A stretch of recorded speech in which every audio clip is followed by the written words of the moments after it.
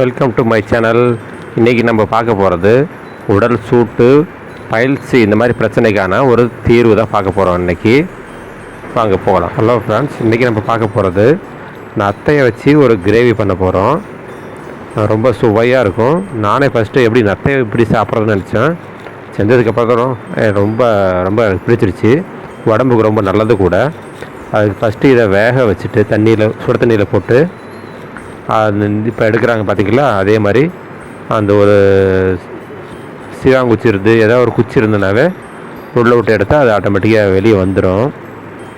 இது நீங்கள் நினைக்கிற மாதிரி அந்த மரத்து மேலே ஊர்ந்து போகும்ல, அந்த நத்தை கிடையாது. இது வந்து தண்ணிக்குள்ளே தான் இருக்கும். நீர்நிலைகளில் உள்ள இடத்துல மட்டும்தான் இருக்கும். நெல் வயல் அந்த வரப்புலலாம் பார்த்திங்கன்னா அந்த தண்ணிக்குள்ளேயே தான் இருக்கும். தண்ணி வத்துச்சுன்னா உடனே இது இறந்துடும். இது வந்து ஓட்டுக்குள்ளேருந்து வெளியே வராது, ஓட்டுக்குள்ளேயே தான் இருக்கும். அந்த மாதிரி வகையான நத்தை. இந்த நத்தையை வந்துட்டு ஓட்டிலேருந்து எடுத்துகிட்டு அதுக்கு மேலே உள்ள அந்த கருப்பாக இருக்குல்ல, அதெல்லாம் பேர்த்து எடுக்கிறாங்க. க்ளீன் பண்ணிவிட்டு அதை வந்து சுத்தமாக்கி நல்லா கழுவிடணும். இது வந்து இப்படி தான் இருக்குது பாரு நத்தை. இந்த இதுதான் உள்ளே இருக்கிற நத்தை. இந்த சைஸ் தான் இருக்கும். இவ்வளோ தான். கொஞ்சமாக இருந்தால் பத்தாது, நிறையா வாங்கணும். அப்போ தான் சமைக்க நல்லாயிருக்கும்.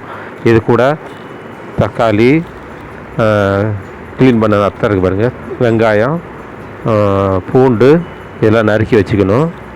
க்ளீன் பண்ண நத்தை இருக்குது. சட்டி வந்து வடை சட்டி வந்து காயுது.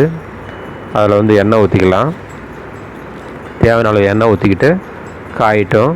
அதில் வந்து லைட்டாக கடுகு போட்டுக்கிறோம். கடுகு போட்டதுக்கப்புறம் பொரிஞ்சதுக்கப்புறம் சோம்பு போட்டுக்கலாம். சோம்பு நல்லா பொரிஞ்சதுக்கப்புறம் வெங்காயம் போட்டுக்கலாம். வெங்காயம் போட்டுட்டு நல்லா கொஞ்சம் வேகட்டும்.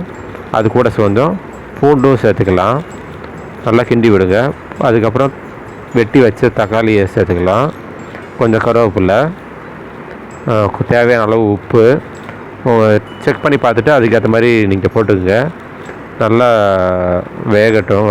நல்லா கிரேவிக்கு ஏற்ற மாதிரி நல்லா கிண்டி விடுவோம், அடி பிடிக்காத அளவுக்கு. இப்போ நம்ம க்ளீன் பண்ணி வச்சுருக்க நத்தையை வந்து அதில் போட்டுக்கலாம். எனக்கு வந்து இந்த மழை காலம் கிடையாது, இது கொஞ்சம் வெயில் காலம். ரொம்ப கம்மியான நத்தை தான் கிடச்சிருக்கு. அதை வச்சு தான் நான் இப்போ பண்ணியிருக்கேன்.